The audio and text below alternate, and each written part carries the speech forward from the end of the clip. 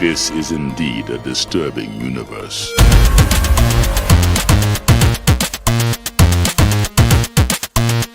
Hello and welcome back. Today we're talking about the 19th episode of The Simpsons, which was the 6th one of Season 2, and it's called Dead Pudding Society.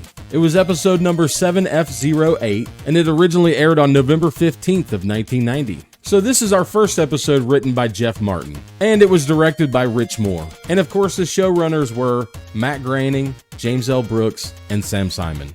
So to me, this episode is pretty mediocre. I think I would have enjoyed it a lot more if Homer wasn't the one playing the villain. I mean, he must spend at least 90% of this episode completely enraged for no good reason at all. We're not just talking about the normal fast-paced mood swings that Homer always has. No, we're talking about full-on rage for almost the entire episode. And it's all caused by the fear that Flanders is better than him at everything. It's not really a side of Homer we see that much anymore. He was a very unlikable character back then. And I just think this episode would have benefited greatly if they had just focused on the story between Bart and Lisa. I mean, you could almost see this episode as a continuation of Krusty Gets Busted, which is the first time they really put the focus on Bart and Lisa working together. And in some of the Bart and Lisa episodes, they intensely fight each other. But either way, I'm usually a big fan of these, and this one is really no different. But I could do without all the raging Homer stuff. But hey, that's just my opinion. As far as I know, this could be your favorite episode. Not to mention that Bart's entire competition takes place at the location where he was conceived. But we'll talk about that later. So let's just get started with the commentary.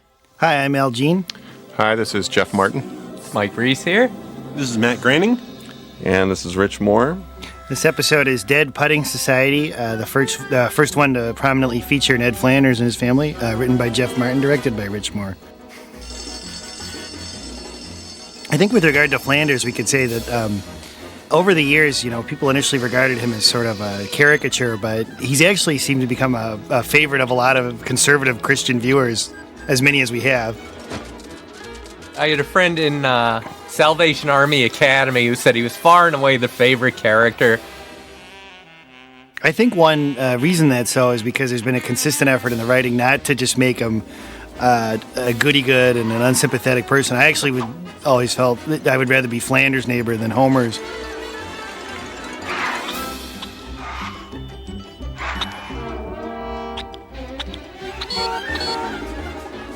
We get lots of pictures of people who look like Flanders. Not sent by the Flanders look-alike, just by, Well, Steve Moore, who storyboarded this episode, his brother looks just like Ned Flanders. So I always said odd. when we do the Simpsons live action movie, it should be William H. Macy playing Ned. What's my hump all week? Homer's lawnmower is one of those instances where he has something extremely out of date for the 1990s. 1 o'clock. Still just a potato. Hey, he's right-handed there. He also misspells potato like Dan Quayle. Spell that again. Add one little bit on the end. Just think of potato. How's it? You're right phonetically. Put it up. There you go. Nothing but bloopers. Doing a little yard work, huh? Who told? Marge, beer me. Say, Simpson, That's an expression in my family. If you say something obvious. Who Marge told? beer me? Oh. Marge, where's the duff? We're all out, Homer. Don't. Would you like some fruit juice? Don't toy with me, woman. I like how Homer starts out angry in this episode and just goes downhill from there. that's right. He reaches heights of anger in this one, actually. Based on no instigation by Flanders whatsoever. People have commented that this is an episode where Flanders is actually a beer drinker and a little bit of a libertine relative to later episodes. Including a later episode where we see he's in AA because he had one drink of blackberry brandy, something like that. My name is Ned. Hello, Ned. It's been 4,000 days since my last drink. It was my first and last blackberry schnapps. Ned, did you clip Ann Landers today? Ann Landers is a boring old biddy. Ned! I was more animal than man. There's a lot of really fun stuff in this basement. There's a picture of the Flanderses in period costumes somewhere. Old-timey costumes. Yeah. I thought you boys might be hungry, so I whipped up some club sandwiches. What a shame she had to die. Well, on with the commentary. Is draft okay? Just put in the tap last week. What did that poster say? Hang one? Hang on. There, baby. Hang in there, baby. Hang in there. Yeah, no, that's what it should say. There's a tasty little lager that came all the way from Holland. Well, beggars can't be choosy. My father-in-law has this exact mug. It says Macho Mug. So, thanks, Bob. Kids can be a trial sometimes. All right, knock it off! You make me sick! At first, it's really funny to see Homer get so angry about being jealous. But as the episode goes on, he gets more and more angry. Not just at Flanders, but at everyone because of Flanders. It's like Homer has Flanders derangement syndrome or something. I wouldn't stay on a bet! On for the road. Pretty angry. Yeah. That's a characteristic of Homer, is to always have an exit line and then continue eating. Okay, it wasn't how he said it either, but the message was loud and clear. Our family stinks. Homer, I'm your best friend. I always liked that line. I think Jim Brooks threw it in. It was, Homer, I'm your best friend. It's such a strange, sweet, touching, offbeat line. There's quite a few Jimmies in here. But I've got to say, I've never seen him be anything but a perfect neighbor. Oh, he's perfect now, is he? I like that Homer doesn't like Flanders. Or when he takes a walk at midnight. In his pajamas. Haven't we all done that? There's quite a few episodes where we show that Homer would be perfectly willing to beat Flanders to death. Or kill him. Yeah, if he somehow thought he could get away Actually, with it. kill him with a shotgun. It sounds like Ned Flanders is having some sort of crisis. Oh, probably stepped on a worm. So actually, Helen Lovejoy and Maude Flanders are voiced by the same actress, Maggie Roswell. They sound a lot alike, and they look an awful lot alike. They're the same person. Yeah, and Ned and Lovejoy have the same actor playing them, Harry Shearer. That's right. And Todd Flanders and Bart Simpson, same actress. Dear neighbor. Hey, he's Flanders. right-handed too. What happened? So it's entirely possible they just hadn't decided that Flanders was left-handed yet. But in the season 2 premiere, they already revealed that Bart is indeed left-handed. So earlier in this episode, when they showed him using his right hand, that was obviously a mistake. But they don't reveal that Flanders is left-handed until the episode When Flanders Failed. In that episode, we find out that most of the town of Springfield is left-handed. And even though it didn't air until the beginning of season 3, it was originally produced for the end of season 2. But it had a lot of animation problems. And it was still 15 episodes down the line in production order. So my guess is they just didn't know Flanders was left-handed yet. I like that noggin was in quotes. Like, it's not really a word. That used to be a runner, I remember, in the first couple of seasons, that everybody on the show had personalized stationery. From the mind of Marge. Yeah. That's right. From the head of Homer. I feel a great sadness in my bosom. That's just when you're a kid. Bosom is a hilarious word.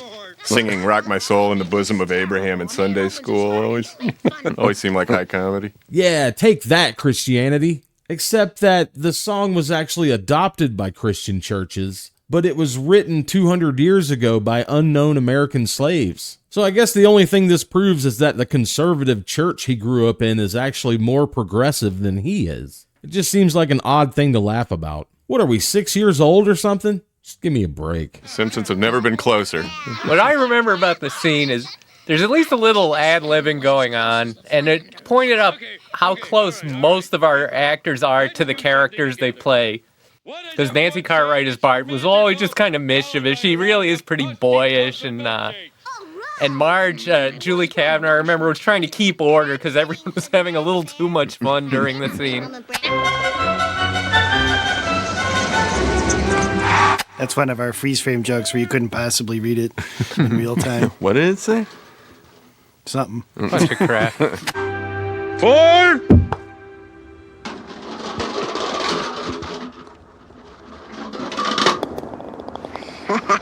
But I got it in the middle. I thought Homer had a legitimate gripe I here. love that joke. I know, Jeff, you've done a fair amount of mini golfing. Did you do any research for it? Just drew on a lifetime of experience. Well, I By the way, remember you that's the sent windmill over where a Bart lot was of little conceived, isn't sketches it? of different Hey, that's right. hazards. That's right. Homer Bart was seems to- conceived in that very windmill. So Bart was not actually conceived in that very windmill. And I think the reason they all believe that's where Bart was conceived is because in the season finale of season 9, which was called Natural Born Kissers, Homer and Marge had perverted public sex inside that blue windmill. But that was 10 years after Bart was conceived. But in the season 3 episode I Married Marge, they tell a flashback story which includes Bart's conception. And it took place inside that pink castle with the boxing crocodile. And even though they were having sex in public, it wasn't perverted like it was the second time around. Because Homer actually worked for that miniature golf course at the time, and it was the only place they could get some privacy. So in that situation, it wasn't for the thrill of public sex. But in Natural Born Kissers, that's exactly what Homer and Marge were looking for. And my guess is the only reason they did it in the blue windmill was because the story needed the people of Springfield to reach inside the windmill and put their hands on Homer and Marge while they were nude. And I think we all know that simply isn't possible with the Pink Castle. What if we get caught? Don't worry, this castle is impregnable.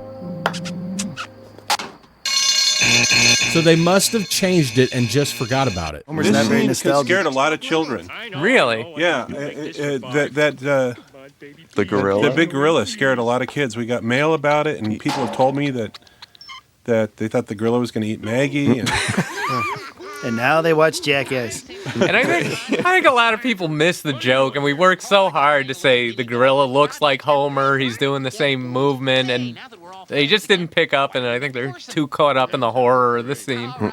This is the episode where a gorilla almost eats Maggie.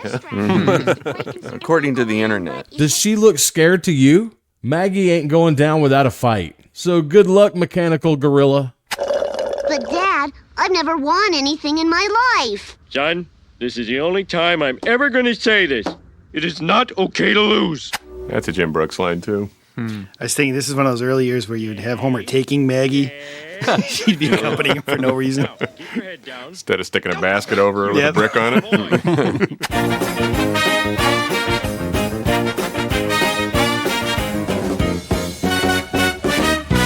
No, come on! Give your putter a name. What? Come on, give it a name. Mr. Putter. Oh, you want to try a little harder, son? Come on, give it a girl's name. Mom. Your putter's name is Charlene. Why? It just is, that's why.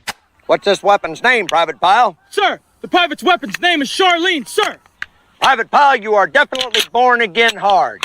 Hell, I may even allow you to serve as a rifleman in my beloved corps. Sir, yes, sir.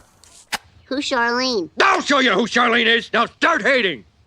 He's about to beat his kid senseless. He's really in need of a lot of tranquilizers in this episode. Yep, Homer has completely lost it at this point. His rage is so over the top, it was considered funny back in 1990 because it was so absurd. And even in 2002, when this commentary was recorded, it was still very funny. But after 2 decades of psyop after psyop, we now see people acting like Homer all the time. It's become commonplace in America. Suddenly it isn't so funny anymore when you've got some wacko screaming in your face, completely enraged and unreasonable because they don't like the company that manufactured your car. And if you're the type of person who was protesting for the environment last year, but this year you're setting electric vehicles on fire for political reasons, well then, my friend, you are a victim of multiple psyops. Don't let your emotions dictate your actions. It's a bad idea every time. Homer, I couldn't help overhearing you warp Bart's mind. Bart's saving Greece. Yeah, that's right. A lot of people didn't understand what that was supposed to be. You know, what is he doing? Didn't everyone do that? Now we'd have Homer drinking it. Sometimes the only way you can feel good about yourself is by making someone else look bad. And I'm tired of making other people feel good about themselves. In these earlier episodes, that seems to be Homer's primary purpose, just to make you as the viewer feel a little better about yourself in comparison. But because of the general breakdown of society that has taken place since this episode aired, the Homer from these earlier episodes doesn't seem all that bad anymore. He's just another one of those crazy people that you try to avoid as best you can. Unfortunately, they're everywhere now, and Homer's insanity is only going to get worse in this episode. But luckily, Lisa is about to come in, and this is sort of how she becomes the main voice of reason on the show, because Homer is simply mal-equipped to be a husband or a father, and they sort of write Lisa as the one who picks up the slack. She tries to fill in for Homer when she can, but this is sort of where the Homer and Bart story gets divided by the Bart and Lisa story, which I actually like a lot more anyway. Okay, Bart, this is the card catalog. This was a little runner we did at times. Lisa going through the card catalog. Yeah. We did that more than once. There are no more card catalogs now. That's right. Whole thing dates us. Lisa, we can't afford all these books. Bart doesn't know what a library is. Bart, we're just gonna borrow them. Oh, gotcha. What's the sound of one hand clapping? Piece of cake. No, Bart, it's a 3,000-year-old riddle with no answer. It's supposed to clear your mind of conscious thought. No answer? Lisa, listen up.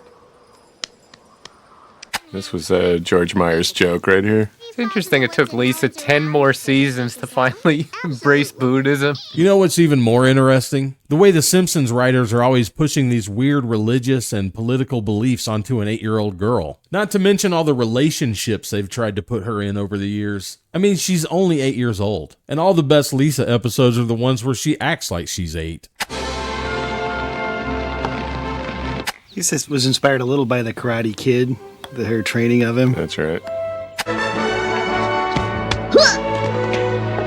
It's a really odd-looking Krusty.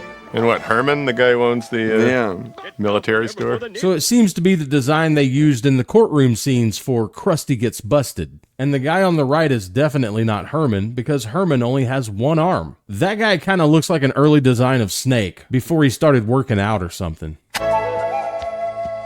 We're gonna have one calm moment in this whole show. No, he hits the ground running. This is a runaway train. How's this for a wager? A batch of your wife's delicious blueberry muffins against one of my wife's homemade wind chimes. Marge's muffins haven't really been a big runner. That's right. That was just kind of based on the sort of bets governors make over football games. You have to mow my lawn in your wife's Sunday dress! You have yourself a bet, you jackaninny! I remember Dan Castellaneta's face being extremely red as he recorded this. The father of the boy who doesn't win has to mow the lawn in his wife's Sunday dress. There you go. Now, I think you were not happy with all the them having to mow the lawn in dresses. I don't know. I think it was Jim's idea. I don't know where it is. It's a weird, odd, kind of old-fashioned idea. I thought it was I old-fashioned. thought it was like really silly, and you could see it coming. I thought it was a very old-fashioned idea. Yeah, but then again, they look pretty funny in those dresses at the end.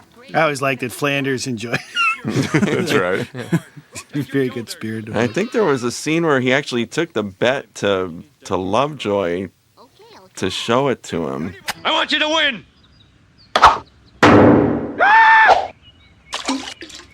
Marge, give me your honest opinion. This or this? Like he's so upset about his bet of his own making. This dress that he's only wearing because he added that to the bet. Where those dresses come from? She seemed to buy them from Clarabelle Cow.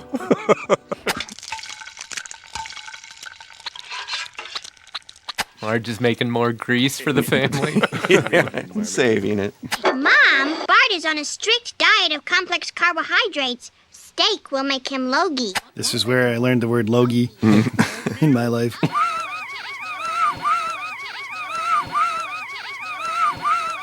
Oh, well, what won't make him logy? Oatmeal. Oatmeal? I love that Homer was indignant about oatmeal.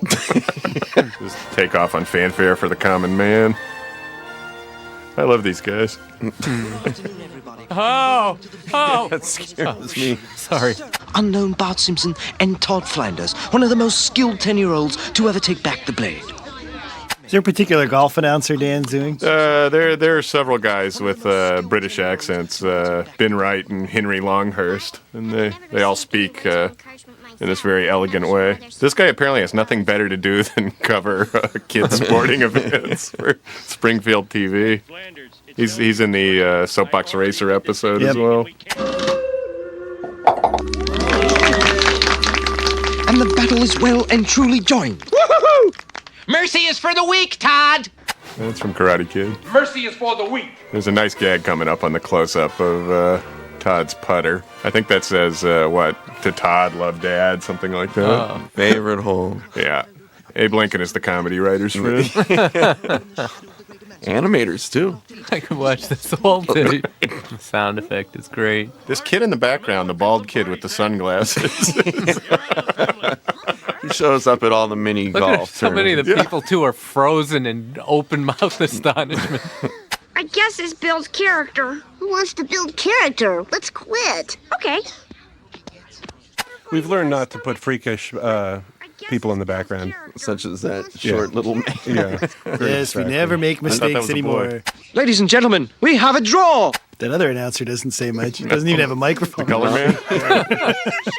The other announcer is Mr. Fisk from the Bachelor's Party and Homer's Night Out. That's right. I always wondered what he did for a living. Yeah.